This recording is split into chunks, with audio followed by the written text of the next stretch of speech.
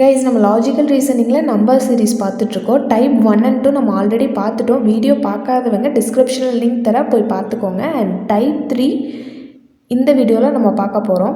Type 3 வந்துட்டு மோர் or less type 2 மாதிரியே தான் இருக்கும். பட் ஸ்லைட் சேஞ்சஸ் மட்டும் இருக்குது. அது என்ன அப்படிங்கிறது, அது எப்படி ஃபைன் பண்ணுறது அப்படிங்கிறத நான் சொல்கிறேன். வீடியோக்குள்ளே போகிறதுக்கு முன்னாடி புவி அஃபிஷியல் சேனலை சப்ஸ்கிரைப் பண்ணிவிட்டு உங்கள் ஃப்ரெண்ட்ஸ்க்கு இந்த வீடியோவை ஷேர் பண்ணிடுங்க. Look carefully for the pattern and then choose which pair of numbers comes next. Type 2 மாதிரியே தான் நம்ம pair of numbers 2 value of numbers நம்ம கண்டுபிடிக்கணும். இதில் என்ன லாஜிக் யூஸ் பண்ணியிருக்காங்க அப்படிங்கிறத பார்க்கலாம்.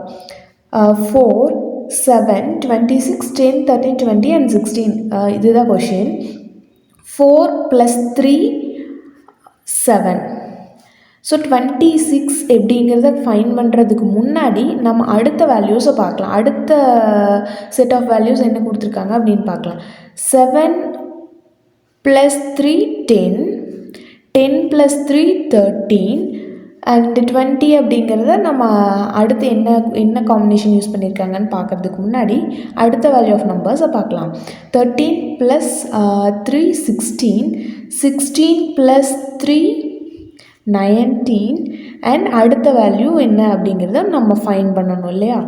ஸோ இங்கே 26 and 20 இங்கே என்ன காம்பினேஷன் யூஸ் பண்ணியிருக்காங்கன்னு பார்க்கலாம். 26க்கும் 20க்கு என்ன டிஃப்ரென்ஸ் இருக்குது, -6 அப்படிங்கிறது நம்மளுக்கு டிஃப்ரென்ஸ் இருக்குங்கிறது தெரியுது இல்லையா. ஸோ அப்போ கண்டிப்பாக இந்த 20லேருந்து இங்கே ஃபைன் பண்ணுற போகிற நம்பரும் -6 காம்பினேஷனில் தான் இருக்கணும். So 20 - 6 14 right.